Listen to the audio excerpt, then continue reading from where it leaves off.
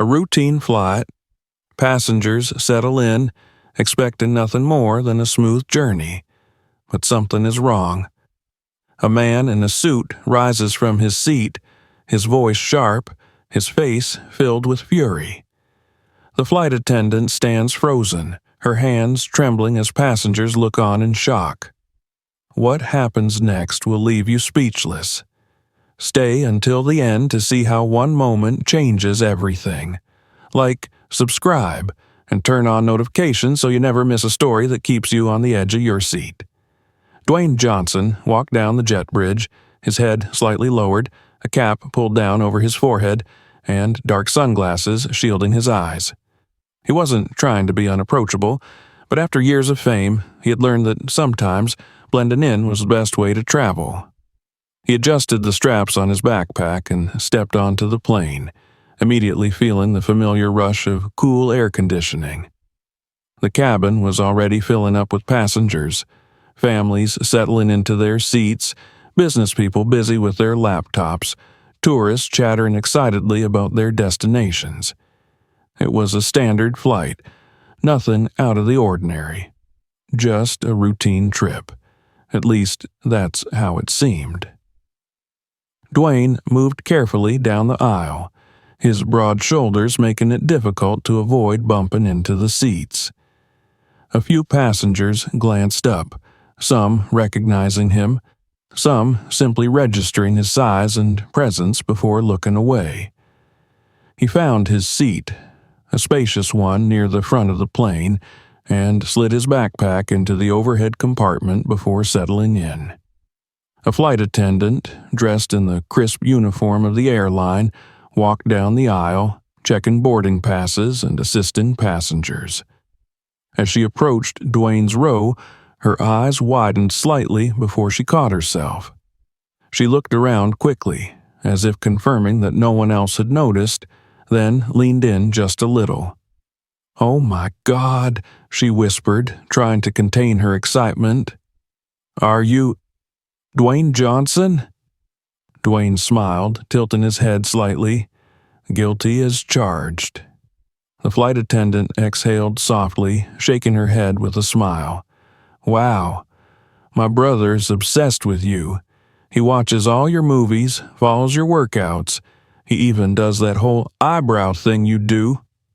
Dwayne chuckled. "Sounds like a cool guy," she beamed. Could I ask for a picture? Or maybe an autograph for him?" Dwayne glanced around, noticing a few passengers looking his way now. "Tell you what," he said, lowering his voice. "Let's wait until we land. I don't want to cause a scene and make this flight about me." The flight attendant nodded quickly, her excitement barely contained. "Of course. Thank you so much, Mr. Johnson." Dwayne gave her a friendly nod as she moved on down the aisle, but as he adjusted in his seat, something caught his eye. A few rows ahead, near the window, a man sat with his head slightly lowered. His thick beard covered most of his face, but his eyes darted around the cabin. His hands never left the inside of his jacket, and every few minutes he checked his watch. His foot tapped against the floor restlessly. Dwayne narrowed his eyes slightly. Years of experience, both in wrestling and Hollywood action films, had sharpened his ability to read people. Something about this guy didn't sit right. His movements weren't just nervous, they were calculated. But Dwayne brushed it off for now. He had been on enough flights to know that some people just hated flying. Maybe this guy was one of them. Passengers continued to board, filling up the last few empty seats. The flight attendants walked through the aisles, securing overhead bins and reminding passengers to fasten their seat belts. Dwayne leaned back, exhaling. He hoped for a quiet flight. A couple of hours, maybe a nap, and then he'd be on his way. The plane doors closed. As the engines roared to life and the aircraft began taxiing toward the runway, Dwayne allowed himself to relax. That was his first mistake. The moment the plane lifted off the ground, The bearded man in the window seat tensed. His fingers gripped the armrest, his shoulders locked into place. He glanced at his watch again, his hand twitching slightly inside his jacket pocket. Dwayne watched him carefully from behind his sunglasses. Something wasn't right, but he wasn't sure what yet. For now, he waited. The plane had reached its cruising altitude, and the passengers began to settle in. The cabin crew moved smoothly down the aisles, offering drinks and snacks, their voices calm and professional. Some passengers reclined their seats and closed their eyes, while others scrolled through their phones or quietly chatted with their seatmates. Everything about the flight seemed normal, almost too normal.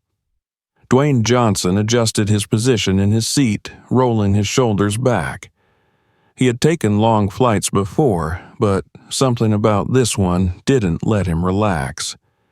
His instincts were nudging at him, telling him to stay alert, and they had never let him down before.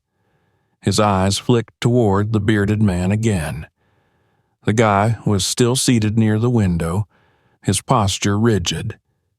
He hadn't touched his drink, hadn't even looked at the flight attendants as they passed.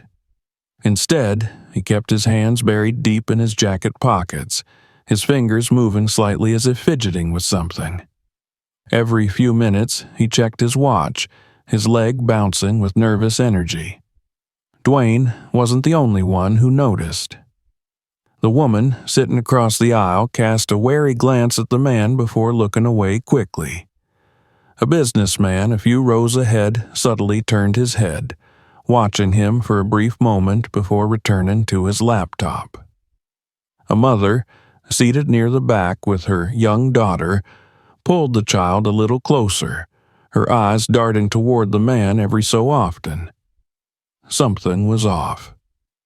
A few minutes later, the flight attendant who had spoken to Dwayne earlier approached the bearded man's row.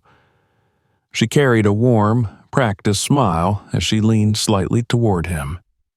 "Sir, could you please fasten your seatbelt?" Her voice was polite but firm. The man barely moved.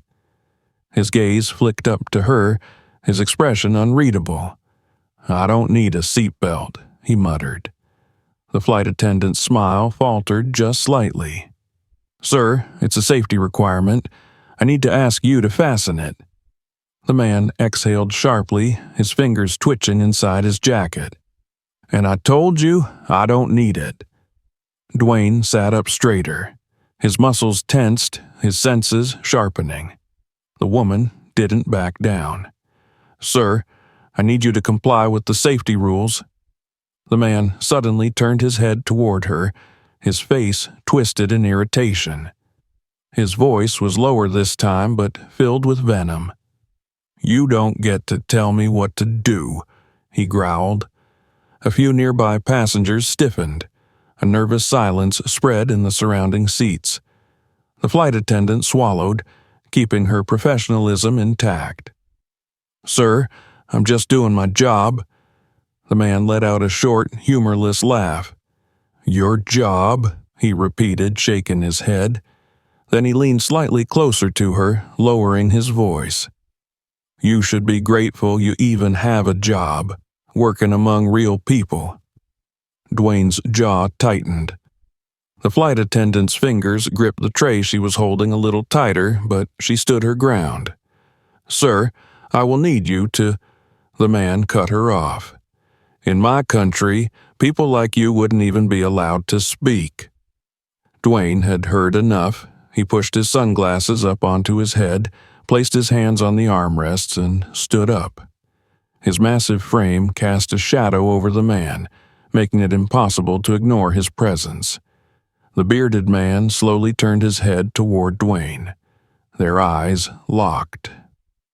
"I think you owe her an apology," Dwayne said, his voice calm but firm. The cabin had gone completely silent. The passengers nearby watched anxiously, tension thick in the air. The man smirked. "Oh, yeah? And what if I don't?" Dwayne took a step closer. He didn't raise his voice, didn't flex his muscles, didn't need to. His presence alone carried enough weight. Then we have a problem."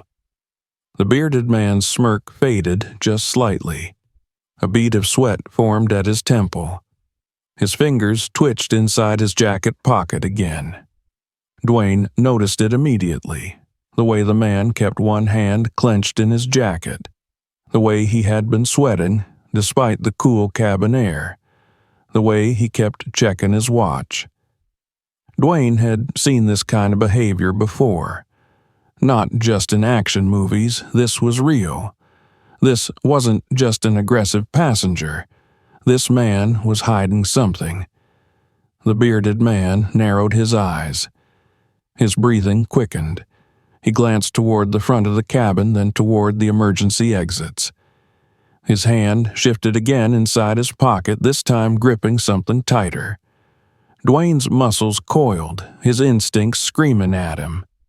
Then the man exhaled sharply, turned back toward the window, and muttered, "Mind your own business." Dwayne didn't move. He didn't sit down. He just kept watching. The flight attendant hesitated, as if debating whether to push the issue further, but one glance at Dwayne and she gave him a slight nod before stepping back. She didn't need to escalate it further. She knew Dwayne was already handling it. Dwayne slowly sat back down, but he didn't take his eyes off the man. Something was coming. He could feel it. He just didn't know when. The hum of the engines filled the cabin as the plane cruised at its designated altitude. The tension from the earlier confrontation still lingered, a thick, unspoken weight pressing down on the nearby passengers. Dwayne Johnson remained in his seat, his gaze steady, his body relaxed but ready. He had spent years perfecting his ability to stay calm under pressure, but every instinct in his body screamed that something wasn't right. The bearded man, despite backing down, was still a threat. His posture remained rigid, his hand still buried in his jacket pocket, and his eyes darted around as if he were waiting for something. Dwayne watched. He didn't make it obvious, but every subtle movement of the man was noted. The way he tensed when the flight attendants passed, the way he gritted his teeth whenever someone looked at him too long, the way his fingers twitched against whatever he was holding inside his coat. Then it happened. The bearded man took a deep breath as if steadying himself, then suddenly shot up from his seat. "Nobody move," he shouted, yanking a gun from his jacket. Screams erupted throughout the cabin. A woman in the back clutched her child, pulling him close. A businessman dropped his laptop, his hands shooting up instinctively. Passengers froze in their seats, eyes wide with shock and fear. Dwayne's jaw clenched. His muscles tightened, every fiber of his being prepared to act, but he held back for now. The man had a gun. If he moved too soon, innocent people could get hurt. The bearded man scanned the terrified faces around him, his gun shaking slightly as adrenaline coursed through his system.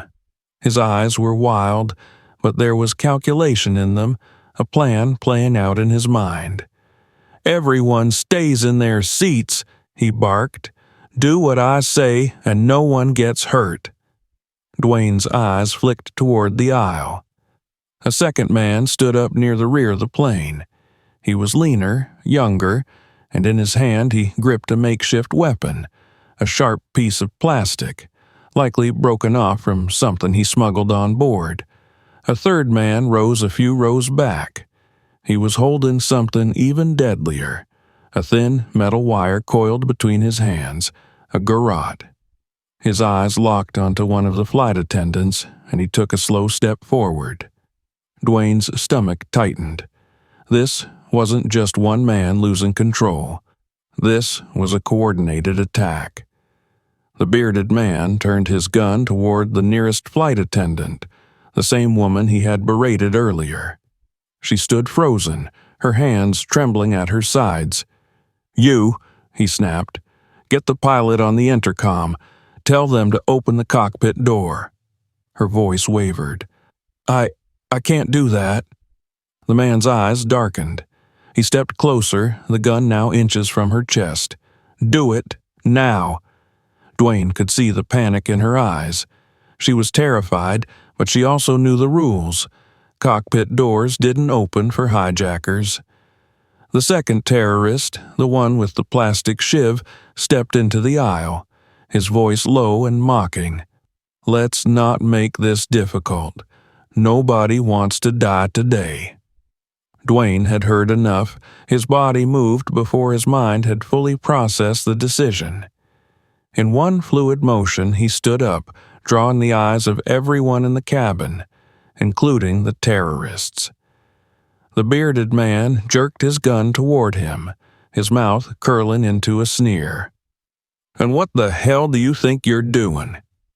Dwayne's voice was calm. "I think you've made a mistake." The second terrorist snorted. "Oh, yeah? And what mistake is that?" Dwayne took a slow step forward. "You picked the wrong plane." The bearded man let out a harsh laugh. "You think you can stop us?" Dwayne didn't answer. He was watching, waiting, calculating. He needed them distracted just for a second. And then he saw his opening. The bearded man's grip on the gun wasn't steady. He was too high on adrenaline, his breathing erratic. His finger hovered dangerously close to the trigger, but his focus was split. Dwayne made his move. Like a striking viper, he lunged forward, his massive hand clamping around the terrorist's wrist.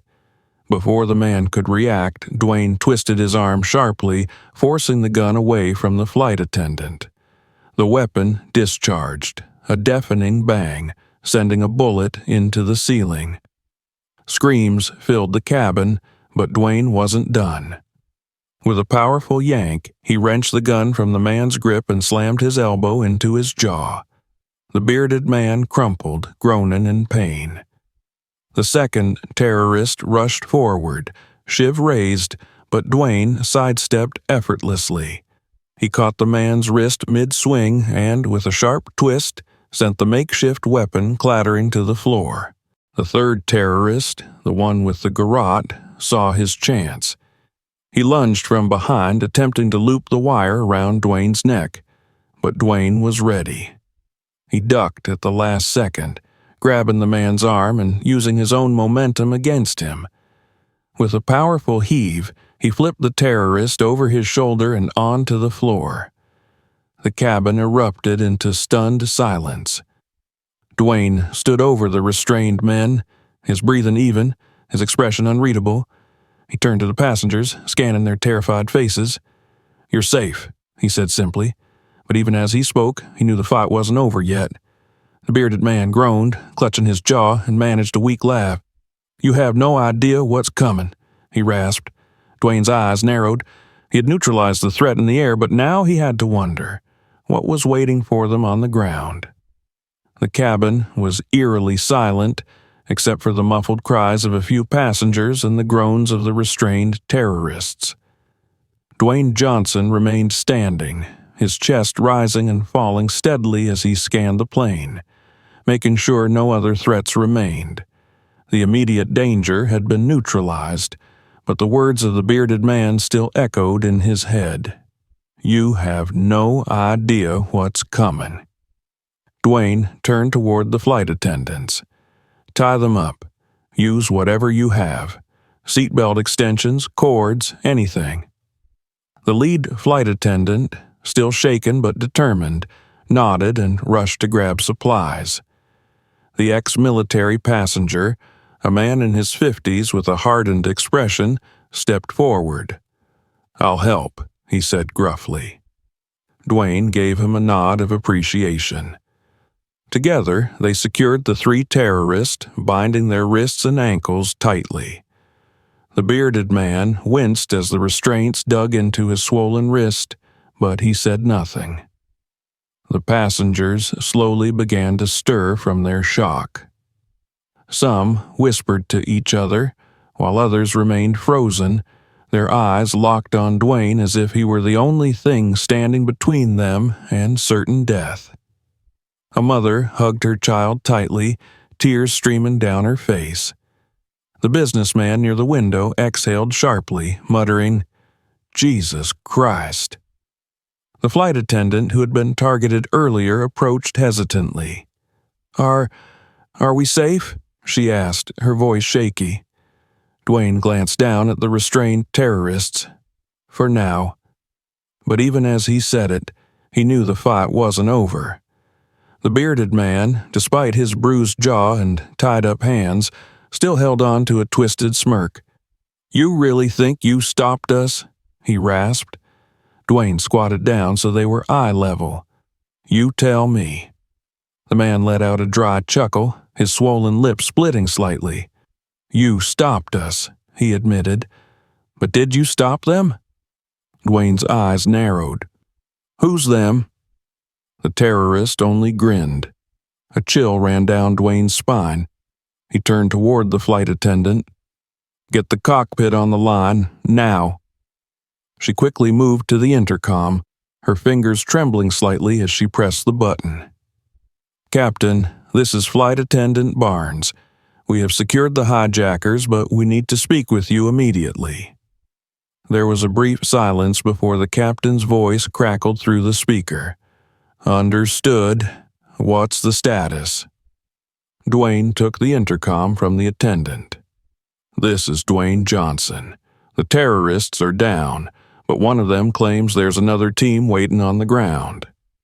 Another brief pause. Then the captain's voice returned, more serious. "Ground control hasn't reported anything unusual, but I'll contact them directly. Stand by." Dwayne set the intercom down and turned back to the terrorist. "Tell me what's waiting for us." The man tilted his head. "You'll see soon enough." Dwayne clenched his jaw. He wasn't going to get anything out of this guy. Not now. The passengers began murmuring among themselves again, fear creeping back into their voices. The ex-military passenger stepped forward. "If they have people waiting at the airport, we need to be ready. Do you have a plan?" Dwayne exhaled. "We don't even know if it's true yet, but if it is, we can't just step off this plane into an ambush." The flight attendant's voice came through the intercom again. "Mr. Johnson, the captain wants you in the cockpit." Dwayne didn't waste time. He moved swiftly toward the front of the plane, his every movement deliberate. He passed by rows of wide-eyed passengers, some whispering his name in disbelief. A little boy peeked over his seat and whispered, "Is he a superhero?" Dwayne gave him a small nod before stepping through the narrow doorway into the cockpit. The captain, a middle-aged man with sharp blue eyes, turned his chair slightly. "Mr. Johnson, I've spoken with ground control. There's no confirmed threat, but—" He hesitated. "Something feels off. Security teams are already in position, but their formation isn't standard. And there's an unusual amount of movement near our designated gate." Dwayne's stomach tightened. "They're waiting for us." The captain exhaled. "That's what I'm afraid of." Dwayne thought fast. "Can we change our landing site?" The co-pilot, a younger woman with a tense expression, shook her head. "Not easily. We're too close now, and diverting would raise suspicion. If we suddenly veer off course without explanation, air traffic control might think we're the ones hijacking the plane." Dwayne clenched his fists. They were running out of options. "We need to buy time," he said. "We land, but we don't disembark right away. Tell ground control there's a mechanical issue, a fuel leak, anything that keeps us locked inside until we confirm what's waiting for us."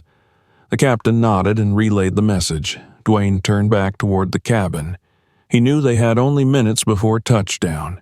He had taken down the threats on board, but now he had to prepare for what was waiting outside. One thing was certain. This wasn't over. Not yet. The plane began its descent. The engines shifted pitch, and a faint tremor ran through the cabin as the landing gear deployed. Dwayne Johnson stood near the cockpit door, his massive frame still, his mind racing. The captain had informed ground control that they were experiencing a fuel systems issue, which would delay immediate deboarding. It was a stall tactic, but Dwayne knew it wouldn't last forever. If there really was a second wave of terrorists waiting at the airport, they wouldn't sit idle for long. The flight attendant who had helped him earlier approached, her face tense. "We have about 10 minutes until we're on the ground," she whispered. "What do we do when we land?" Dwayne glanced out the window, though all he could see was the darkening sky. He turned to the ex-military passenger who had stayed near the aisle, watching over the restrained terrorists. "You've seen combat," Dwayne said. "If this were a war zone, what would you do?" The man exhaled, his eyes sharp. "We need intel. Before we open any doors, we need confirmation of who's waiting for us. If they're real security, they'll follow protocol. If they aren't, they'll try to force our hand." Dwayne nodded. "Then we test them." The captain's voice crackled over the intercom. "Ground control acknowledges the fuel issue. Emergency crews are en route. Security teams are standing by for deboarding." Dwayne's stomach tightened. "Ask them to confirm the identities of every security member on the ground. Make them say names, ranks, anything that proves they are who they say they are." The flight attendant relayed the message, her voice steady despite the tension in the air. The captain repeated the request over the radio. A long silence followed. Too long. Then the response came. "Ground control confirms all teams are in position." Dwayne frowned. That wasn't a confirmation. It was a generic response. The ex-military passenger muttered, "They avoided the question." Dwayne clenched his fists. "They're not real security." The bearded terrorist, still tied up near the back, let out a low chuckle. "Told you." Dwayne turned to him. "What's their plan?" The man smirked through his bruised jaw. "You land, we stall you inside, then they come in, disguised as an extraction team. They take the plane. Simple." Dwayne's jaw tightened. If they opened the doors, they'd be walking straight into a death trap. The terrorists' backup wasn't here to negotiate. They were here to finish what their team in the air had failed to do. He turned to the flight attendant. "Tell the captain to keep the doors shut. Nobody steps out." She nodded and relayed the message. The captain's response was firm. "Understood. Hold in position." Dwayne exhaled. That bought them time, but not much. The fake security team outside wouldn't wait forever. A sudden movement caught his eye. The ex-military passenger was peeking through one of the small emergency exit windows. His body tensed. "What do you see?" Dwayne asked. The man's voice was low. "They're shifting positions. They were spread out before, but now they're tightening up, getting closer to the plane." He turned his head slightly, his expression grim. "They're getting ready to board." Dwayne inhaled sharply. They had minutes, maybe seconds. He turned back to the flight attendant. "Tell the captain to declare an emergency lockdown. No doors open, no external access. Call for a direct response team from law enforcement." She repeated the message. The captain's voice came back. "Lockdown confirmed. Requesting direct law enforcement intervention." The bearded terrorist scoffed. "That won't help you." Dwayne ignored him and turned to the ex-military passenger. "If they try to force their way in, we need to be ready." The man nodded. "We control the entry points. If they breach, we funnel them in one at a time." Dwayne's mind worked quickly. "We need to make them hesitate. If they think they're compromised, they might pull back. He turned back to the flight attendant. Tell the captain to announce over the airport comms that federal agents are en route. She relayed the message. A few moments later, a voice echoed over the cabin speakers. Attention. Federal response teams are now on site. Any unauthorized personnel attempting to board this aircraft will be met with force. Outside, the fake security team shifted. They hesitated. Some of them turned their heads as if waiting for orders. The ex-military passenger exhaled. They're unsure. Dwayne knew this was their best chance. He turned to the restrained terrorists. Your backup is out there, but they're nervous now. Tell them to stand down.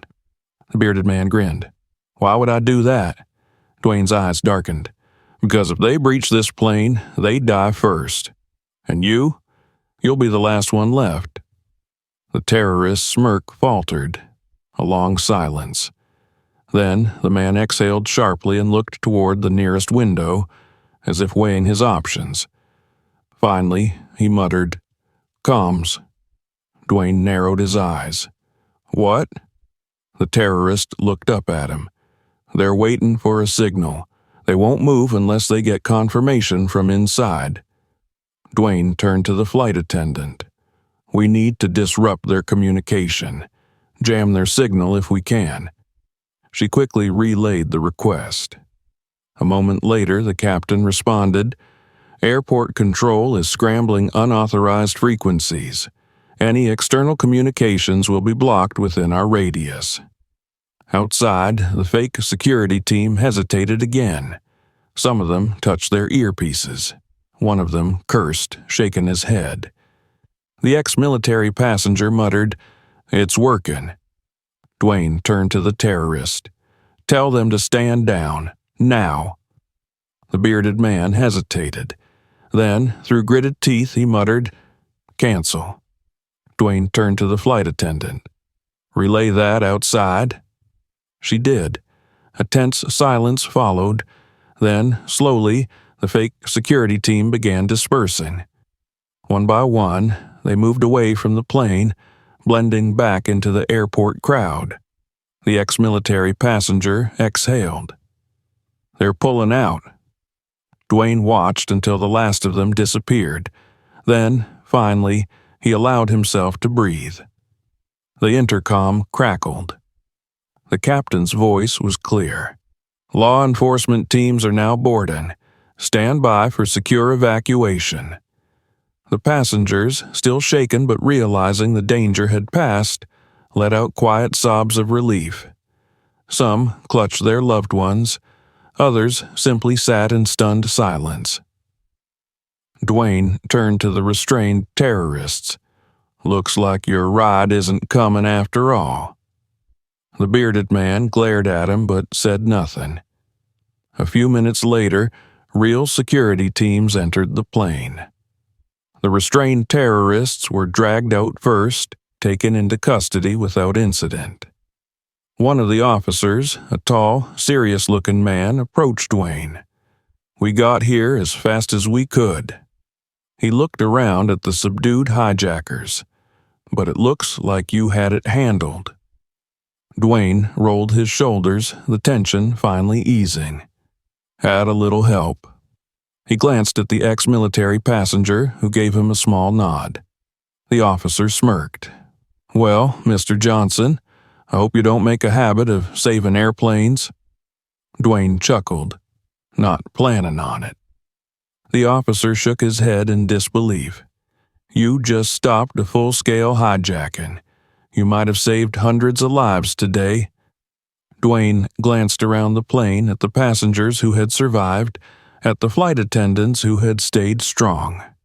Then he looked back at the officer. That's the job, he said simply. The plane remained locked on the runway, surrounded by real law enforcement and emergency personnel. The passengers inside were still seated, some clutching hands, others wiping away silent tears. The reality of what had nearly happened was setting in, but relief was beginning to take hold. Dwayne Johnson stood near the front of the cabin, watching as the restrained terrorists were dragged off the aircraft by armed officers. The bearded man, his face still bruised from their earlier fight, turned his head slightly as he passed. His eyes locked onto Dwayne's for a fleeting moment, and then he smirked. It wasn't fear or anger in his expression. It was something else, something unsettling. Dwayne narrowed his eyes. "You lost," he said quietly. The man let out a low chuckle. "You think so?" Dwayne's stomach tightened. There was something in the terrorist's voice that didn't sit right. He watched as the man was led down the steps onto the tarmac where more officers were waiting. The other two terrorists followed, their hands zip-tied behind their backs, their heads lowered. The moment they were off the plane, a new voice came over the intercom. "Flight 217, this is ground control. The threat has been contained. Stand by for passenger evacuation." The lead flight attendant, still visibly shaken but maintaining her composure, stepped forward and addressed the cabin. "Ladies and gentlemen, we will begin deboarding shortly. Please remain seated and follow all instructions from the flight crew." A quiet murmur spread among the passengers. Some sighed in relief. Others whispered prayers of thanks. The tension that had gripped the plane for the last few hours was slowly beginning to ease. Dwayne turned to the ex-military passenger who had been by his side throughout the ordeal. The man leaned slightly toward the emergency exit window, watching as the last of the fake security team was rounded up outside. "They pulled out fast," the man muttered. "Almost too fast." Dwayne frowned. "You think they're regrouping?" The man exhaled. "Could be. Or maybe they were just waiting to see if the plan worked before committing to anything bigger." Dwayne didn't like that thought. He had stopped the hijacking, but something about the way the terrorist had smirked at him still lingered in his mind. He glanced at the cockpit. The pilots had done an incredible job keeping the plane under control, but they had been trapped in there the entire time, relying on the information Dwayne and the flight attendants had given them. He needed to make sure they were safe before stepping off. He moved toward the cockpit door and knocked lightly. "Captain, you guys all right in there?" A moment later, the door unlocked and the captain stepped out. His uniform was crisp, but there was sweat on his brow. His eyes scanned the cabin, taking in the damage, the shaken passengers, and the secured terrorists outside. "We're good," the captain said, exhaling. "I appreciate what you did back there." Dwayne shook his head. "You got us down safe. That's what matters." The captain nodded. "Well, I hope this doesn't become a habit for you." Dwayne chuckled. "Me too." A few moments later, the first wave of passengers began to exit the aircraft. A team of airport security personnel entered, scanning the cabin, checking seats, looking for any hidden threats that may have been left behind. The flight attendants remained at their stations, guiding people toward the exit one row at a time. The flight attendant, who had recognized Dwayne earlier, approached hesitantly, clutching a small notebook. "Mr. Johnson," she said, her voice still slightly shaky, "I know this might be an awkward time, but my brother would never forgive me if I didn't ask." She held up the notebook. "Could I get your autograph?" Dwayne, despite the tension still lingering in his muscles, smiled and took the notebook. "What's his name?" "Jordan." Dwayne quickly signed his name, adding a small note, "To Jordan, stay strong, stay fearless. Dwayne Johnson." He handed it back to her. She clutched it to her chest like a treasure. "Thank you for everything." Dwayne nodded. "You handled yourself well today."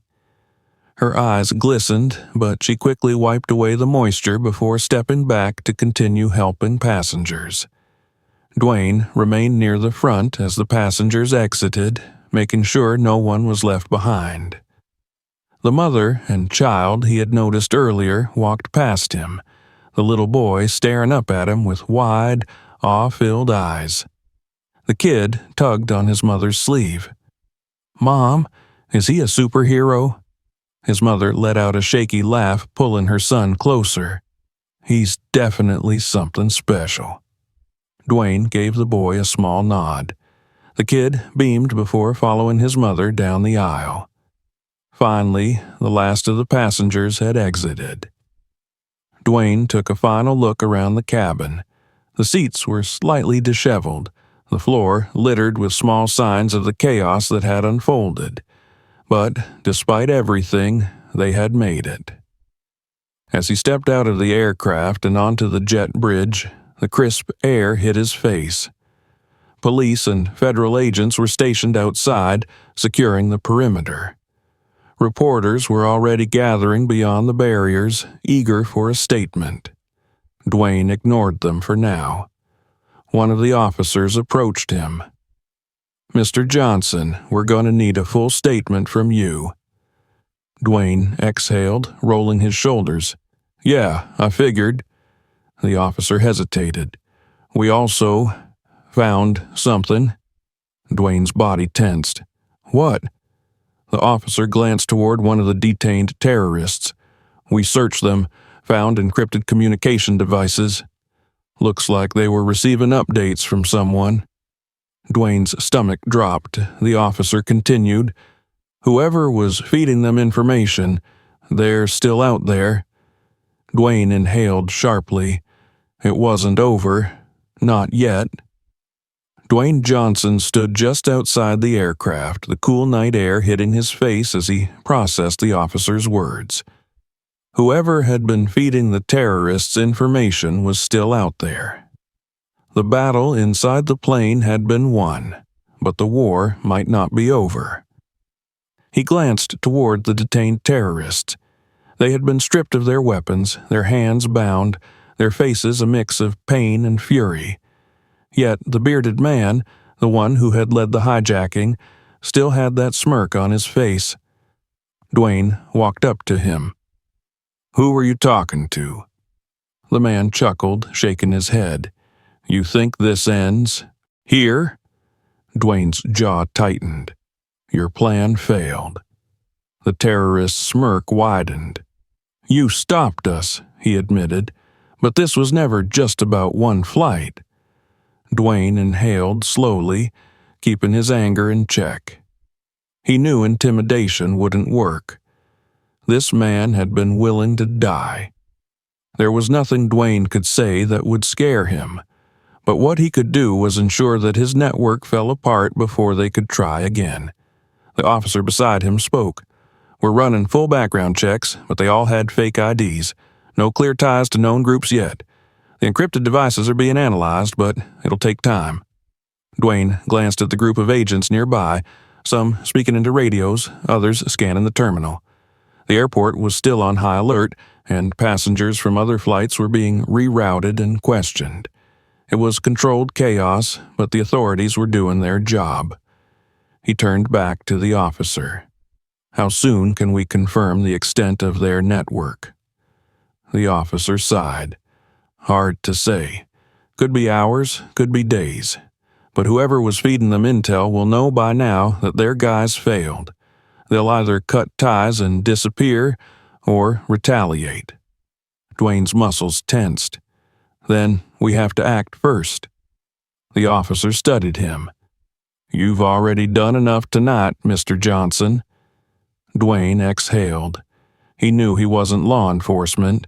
This wasn't a movie where he could chase down the villains himself. But he also wasn't someone who could just walk away, not when there was unfinished business. Just then, the flight attendant who had recognized him earlier approached cautiously.